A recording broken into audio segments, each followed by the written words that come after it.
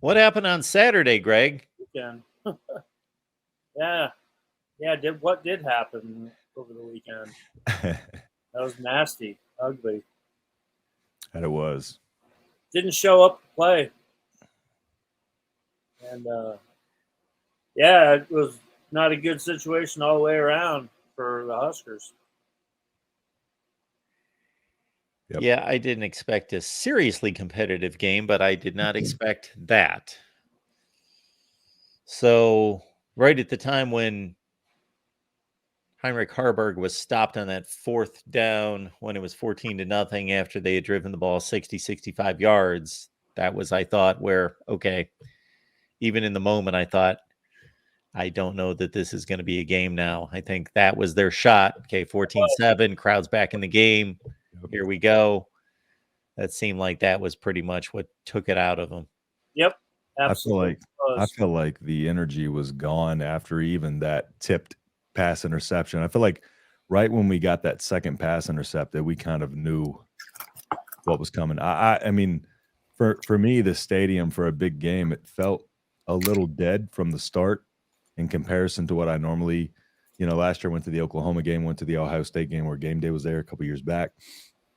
And those games were a lot louder at the beginning. So just seems like there was a lot of nervous energy in the crowd to begin with. But as soon as it was 14-0, I brought my girl as her first game. So I basically already started apologizing to her for bringing her to this game because I told her it was over from there. Once they scored that second touchdown, I basically knew it was over because we had to play damn near perfect to even have a shot to beat them. To even have a chance to beat them, we had to play a perfect game. And even then it would have been tough. So yeah, I had to agonize down there on the sideline, not shooting anything after about that time. Yeah. I just put my camera down and just hung out. Yeah. That was rough. I was like, I'll cheer for them. They give me something to cheer for because they just came out so flat. And I mean, Michigan, credit to Michigan, man. That is a very tough team. That team is extremely well disciplined, extremely well coached, and they do what they do very, very well. So we couldn't get a push on them all day. And yeah, like you said, that Harburg 4th and 1. First thing I said was, why are we in shotgun? Our line's not getting a push on their line. Why would we give them more of a shot to push into our backfield? I think we needed to go Harburg under center and just, have him get low and drive forward for that yard. But yeah, it was definitely over for that. Yeah, you see it more and more. Of course, the quarterback sneak. I don't remember what the distance was. 4th and 2.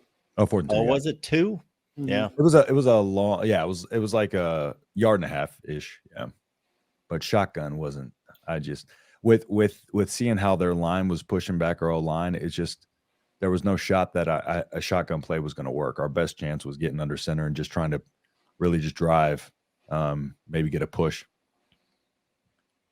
But because that's the way to go at a certain distance. I'm not going to judge a yard and a half to 2 yards. That's a ways to push the Michigan defensive front out of the way. But now that you can push these players forward and get as many guys behind them. Yeah, push them. Yep. Mm-hmm. That was what I was thinking. Just have Harburg just kind of push that big frame forward, get them long arms extended and get somebody to push them over and just get it fall down. But yeah, that one didn't go very well. Well, let's take this one from the top, Greg, with passing game. Where would you go in that direction with kind of limited breakdown of this game and going forward? Well, you're obviously limited with your weapons, and without being able to run consistently, then the passing game suffered. Obviously, and I mean, what you had like 40-some snaps on offense, so you don't have a lot of plays, which is unfortunate. But I mean, Heinrich Harburg didn't play bad. Mm-mm. I mean, he's doing what he can out there, and unfortunately, the defense missed a lot of assignments that ended up being scores. for Michigan, and they're Nebraska's a defensive team. They're not built to come back from being behind. And, you see that because it takes the running game out. I mean, when Anthony Grant only gets 6 carries, they kind of pull the plug on the rushing game. So, it was just they were overwhelmed. Mm-hmm. And, just blatantly shows how far they have to go to compete at that high of a level. Yeah, I think that the biggest disappointment was just like, at least in one of these big games, you'd like to see some kind of fight. I just feel like, in a lot of these close home games in recent years, we're not really outside of Michigan a couple of years ago, but it's tough sledding, and we're not even remotely in a lot of these games, even by halftime. And I think that's part of the frustration is, by no means did I expect to beat Michigan, but I would have loved to see a fight. And then maybe if they pull away in late in the third, fourth quarter, but like we said, that game was over with 7 minutes in the first quarter. I mean, Matt Rule was pissed. Mm-hmm. He showed up fired up. They went in and practiced in full pads on Sunday. Yeah. And went after it, good against good the whole time, and competed. And to a T, every single coach and player has never had a full padded practice in their careers after a game. So, yep, that's totally unacceptable. But the good news is, like you mentioned, there's 7 games left, all against unranked teams right now, which is the first time since Nebraska joined the Big Ten that they will face 7 straight unranked teams. Now that could change, obviously, but obviously you still have a pretty good path in front of you that you can fix things, and you can still get your goal of making a bowl game, and it starts on Friday night. Yeah, one of the things that is the big indicator for me is like people were kind of just I think still a little overreactive to the Michigan loss because, again, coming into the season, nobody really gave us a chance in that game. So I don't know why this changes anything in anybody's opinion or anybody's mind about Rule or anything, because in my eyes, the biggest indicator of future success and where this team's going is how they respond in this next week against Illinois. We had that performance. There's nothing we can do about that, but this team's ability to battle back and see how they come out and they play, that first half of the next game coming off of that, I think that's going to show a lot about the grit of this team and kind of give us an indicator of what Rule is kind of doing with them to get them prepared coming off of these big losses and getting their energy and their motivation back.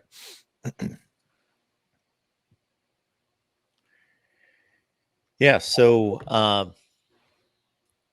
I would say that's a fairly typical way to respond for a head coach in terms of, we've heard this before, you get whipped on the field and they're going to take it out on the players and basically say, we need to work harder. Yeah. We need to, take this more seriously or correct the issues we've been having. And the best way to do that is get out there and practice harder. So obviously that's, as Greg has outlined, has been the response. Yeah, and Coach Rule just wants the guys to play. Stop being worried about losing. Just get after it. Go play.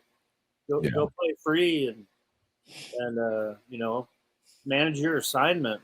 Mm-hmm. I mean, a lot of missed assignments, like I mentioned, on defense that led to scores for Michigan. Yeah. I mean, their longest score was a 29-yarder, and one of the guys went completely the wrong way, and sure enough, where do you think the ball went through? Yep. And wound up being a 29-yard touchdown run. So those kind of mistakes they can't happen. Yeah, and I think the biggest response I'm looking for is just on the field Friday, seeing how they come out. Even on a short week, just what that first quarter looks like. Do they have that fire? Do they have that tenacity? Because I think that's what we haven't seen in the previous years, is just responding with energy. It's been more so like, we come off a tough loss, and then we go into another game and we're just kind of sleepwalking through it. I hope to see them come out, and I think they will come out with a lot of fire and intensity Friday. And bowl game still on the table. 6 wins is still on the table, just because a lot of the future games that are scheduled are looking a little bit easier. Iowa losing their quarterback, so, and then Illinois losing to Purdue, about as bad as we lost to Michigan. So it's one of those things. It's like, as long as they go ahead. Sorry. I'd back off on that statement just a bit. All right. Well, yeah. I mean, it makes me feel better just a little bit. Okay. But yeah, when it was all said and done, the final score, but they had a lead going into the third quarter. Yeah, so. Just looking at the final. Yeah, and unfortunately for Nebraska, they lost Deshaun Singleton very early in the game, and Phelan Sanford, I think, is. Then Luke Reimer was a scratch because he got ill suddenly and is dealing with non-football related injury right now. Mm-hmm. They did get out of the hospital, so you're missing. Cam Linhart obviously been hurt too, so you're missing 3 of your top 11 defensive guys. Yeah. Which kind of had to change things around, and just relying on other guys to come in there and pick up the slack, which also caused Tommy Hill to have to play both ways. Yeah. For basically the whole game, and it just was an unfortunate kind of starting disaster before kickoff even started. Yeah, we got a Josh Fleeks sighting though. That was good. Josh Fleeks is looking like he'll be the number 2 on the depth chart. Yep. And then I think it was Phelan Sanford's going to move into the jack spot. Yeah, he's taking over for Deshaun right now. Yep. Yeah, that play happened so late. I didn't even see it. The 74-yard touchdown out of Fleeks. So how did that come together? So quick run up the middle, and just the hole opened up, and he was just basically gone. As soon as he hit the second level, there was nobody around him. Marcus Washington had a block late down the field just as a frustration block. That was another thing too. Marcus Washington, if Harburg would have hit him in stride on one of those throws, probably would have had a touchdown, another touchdown there a little bit earlier in the game. So missed opportunities. And then, that Fleeks run though, I mean, he looked fast in that, and it just, partially it's hard to judge it too much because the game was pretty much put away at that point. So, Michigan probably, kind of let off the gas, but still, Fleeks is one of those guys that we have been excited about, and his upside's, tremendous. So I'm hoping we get to see a lot more of him at running back. I don't think they did step off the gas, because Matt Rule even said he thanked Jim Harbaugh after the game for letting us play. Yeah. Yeah, that is a good point. Yeah, I had just tried not to take anything away from Josh Fleek's run. I mean, yeah, he was a high school running back, and they put him at wide receiver when he went to Baylor. Rule did, but no, he's showed that he can be very capable, playing out of the backfield. So, yep, he's definitely going to get more run coming up here. Can't be mad at 74 yards per carry. Not bad. So,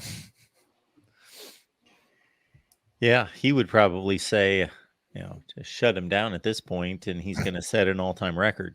Yeah, he's going to play for the draft. But that was exciting to see, because we need 6-year senior. So I mean, we needed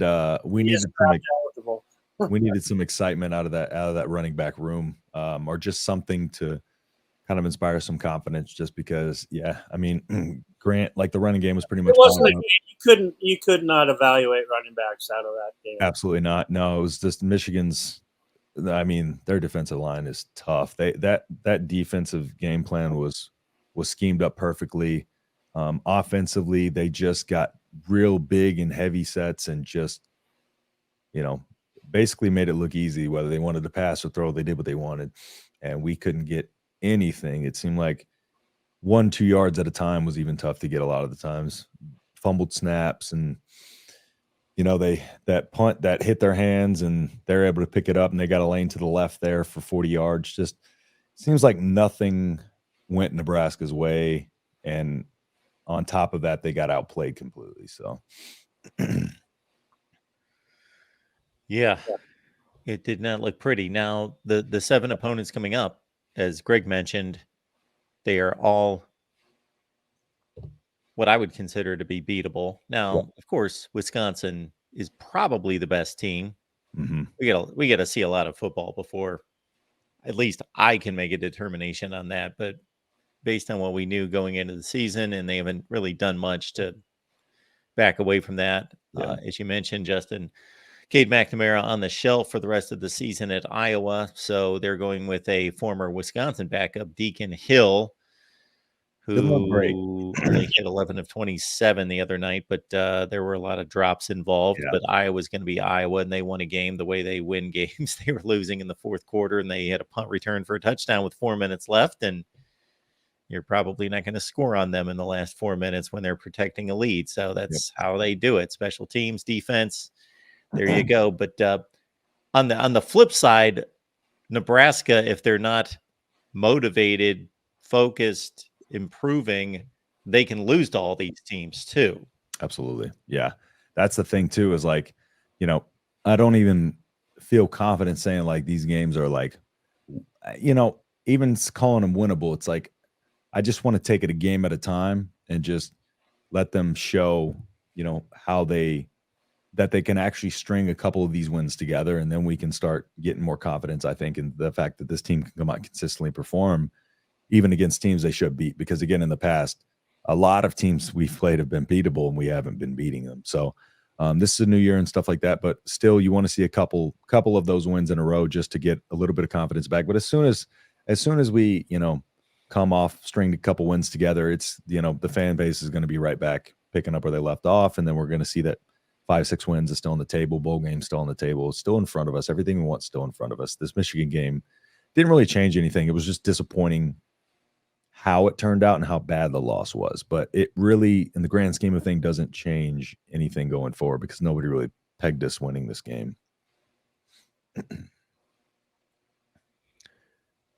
Although the Minnesota and Colorado games were, at least to start the season, in that category of possible wins. Mm-hmm. Yeah.